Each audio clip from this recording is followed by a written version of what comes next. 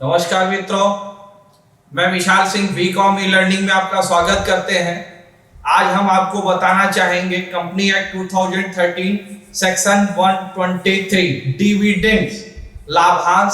नाम से ही स्पष्ट है, लाभों का अंश। किसी भी कंपनी में आप इन्वेस्टमेंट करते हैं, फंड राइजिंग कंपनी करती है, शेयर के रूप में करते हैं, तो कंपनी अपने प्रॉफिट जो होती है, प्रॉफिट का एक पार्ट, मतलब शेयर भी एक share part of the company, तो डिविडेंड भी तो profit of the company.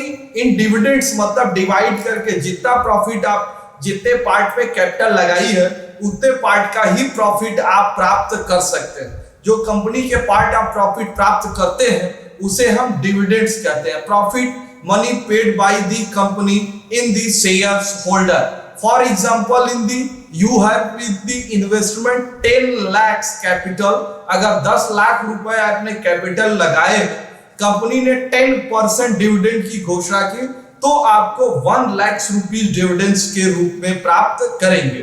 Dividends प्राप्त करने के लिए कंपनी में आपको शेयर के रूप में पैसा लगाना होगा।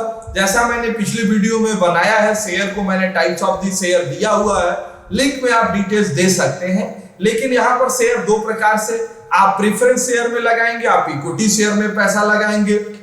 लेकिन सर्वप्रथम आपको इक्विटी शेयर में डिविडेंड प्राप्त होगा। कंपनी एक्ट 2013 सेक्शन 123 मई 2015 में अमेंडमेंट किया गया था, जिसमें यह बताया गया out of the profit for the year, company जो प्रॉफिट प्राप्त करती है उस फाइनेंशियल ईयर में, after the depreciation in charge schedule 2, depreciation charge करने के बाद जो पैसे बचेगी उसी से प्रॉफिट देगी। Provide by the government, central government, state government, prescribing the company in paid of the dividends. कभी गवर्नमेंट भी अपनी कंपनियां चलाती है और डिविडेंड्स का भुगतान करती है। Types of the dividends, first final dividends, second आपके लिए आता है एजीएम। फाइनल डिविडेंड से नॉर्मल डिविडेंड, कंपनी अपनी लाभांश बोर्ड और पीओडी के रूप में घोषणा करती है, आपको डिविडेंड प्राप्त किया जाता है। नेक्स्ट है एजीएम, एनुअल जनरल मीटिंग।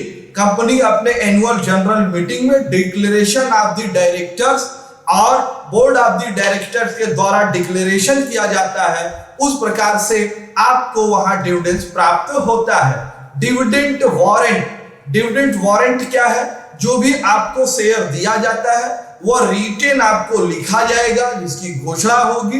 इस घोषणा रिटेन, आप जितनी कंपनियों ने डिविडेंड रिटेन की घोषणा किया उतना उन्हें डिविडेंड्स देना होगा, जिसकी वो डिक्लेरेशन की है। यह कंपनी को आपको चेक के रूप में ऑनलाइन या ऑन अकाउंट आपके अकाउंट्स में भुगतान किया जाएगा। EGM, extra general meeting. किसी भी कंपनी में यदि एजीएम, एनुअल जनरल मीटिंग में अगर डिक्लेरेशन ऑफ डिविडेंड्स नहीं कर सकती, तो एक्स्ट्रा जनरल मीटिंग में वह डिक्लेरेशन कर सकती है। अनकंडीशनल, वैसे तो कहा गया है कि डिविडेंड कंडीशनल नहीं हो सकता, लेकिन कुछ सेक्शन के अंतर्गत यदि कंपनी ने लोन दिया है, लोन पर मॉर्टगेज या फाइनेंस रखी गई है, उस पर कोई शर्त रखी गई है, तो वह डिविडेंड्स पर वहां कंडीशनल शर्त लागू होगा। नेक्स्ट आपको बताना चाहेंगे अंतरिम dividend. Company act 2013 123 section 123 subsection 2 के अंतर्गत amendment 2017, board of the director financial year in during period declaration of the dividend. किसी भी फाइनेंशियल ईयर एंड होने से पहले बोर्ड ऑफ द डायरेक्टर अपने कंपनी में जो प्रॉफिट देता है या मध्यकाल में जो देता है, जिसे हम अंतरिम डिविडेंड कहते हैं। Pass of the general meeting, surplus of the profit out of the profit. ये कंपनी जनरल मीटिंग में प्रॉफिट अधिक प्राप्त करने पर या एक्स्ट्रा प्रॉफिट पर कर सकता है।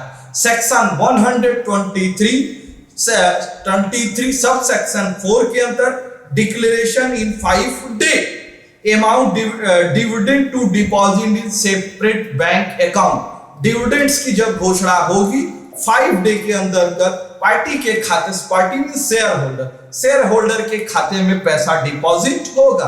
नेक्स्ट आपको कहेंगे सेक्शन 123 सब सेक्शन 5 के अंतर्गत इंटाइटल पेमेंट ऑफ डिविडेंड, जिस व्यक्ति इंटाइटल मतलब पर्सन शेयर होल्डर के ही अकाउंट में डिविडेंड पे be paid only the registered share holder, जिन व्यक्तियों का नाम दिया गया है उन्हीं को।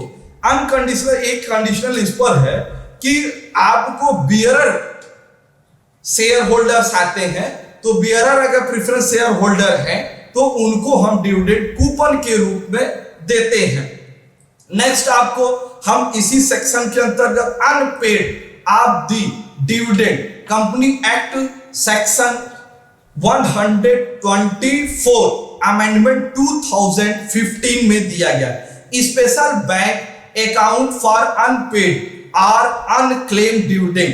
यदि किसी भी एक स्पेशल बैंक में यदि आपका पैसा नहीं गया तो आप अनपेड ऑफ डिविडेंड की चार्ज कर सकते हैं। Payment claiming dividend declaration in 7 day, payment claiming declaration is 7 day. घोषणा होने पर अगर नहीं आपको पैसा आती है तो 7 दिन के अंदर आप उसके डिक्लेरेशन पर आप अपील कर सकते हैं, कंपनी से मांग सकते हैं इन 30 डे के ड्यूरेशन में। Statement of the unpaid dividend on company website within 90 day, company को अपने वेबसाइट पर, अपनी पर्सनल वेबसाइट पर 90 डे के अंतर्गत अनपेड शेयर होल्डरों का जो नाम है proper statement name total approve करके उन्हें वहां पर डाउनलोड करना पड़ेगा। This is liability of the company, ये ध्यान रखिए। पेनाल्टी, यदि आप डिविडेंड की घोषणा नहीं करते हैं तो उन्हें कंपनी के ऊपर पेनाल्टी लग सकती है। 12% annum interest acquiring such benefit member of the company proposition. 12% जो डिपॉजिट डिविडेंड आप नहीं दिए हैं तो पार्टी को 12% इंटरेस्ट प्राप्त करने का राइट होगा। एप्लीकेशन में apply the company for the payment of the money claim, money claim के लिए उसे पूरा राइट है कि वो प्रार्थना पत्र दे सकता है। पनिशमेंट, यदि डिविडेंड्स आप नहीं देते हैं तो ट्रिब्यूनल को यह राइट है कि यह सेक्शन 124 के अंतर्गत वह आपको इस किस्म से कंपनी, आप मतलब कंपनी के ऊपर 5 to 25 लाख तक पेनल्टी के रूप में लगा सकता है।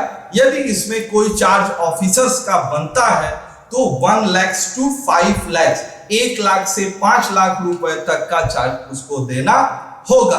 आज आपने मेरा पूरा वीडियो देखा, डिविडेंड्स लाभ आप प्राप्त करिए, जीवन में भी लाभ प्राप्त करिए, बिजनेस को भी डेवलप करिए।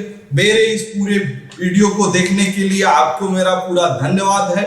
आपको मैं यह विनम्र अनुरोध है कि इस एजुकेशनल चैनल बीकॉम लर्निंग को यदि आपने सब्सक्राइब नहीं किया है तो आप तुरंत अभी इसी वक्त आप अपने इस चैनल को सब्सक्राइब कर दें, जिससे एजुकेशनल वीडियो आपको तुरंत प्राप्त हो जाए। Like share with bell icon का बटन दबाना न भूलें, जिससे आपकी कोई भी फर्स्ट वीडियो तुरंत प्राप्त हो जाए। धन्यवाद।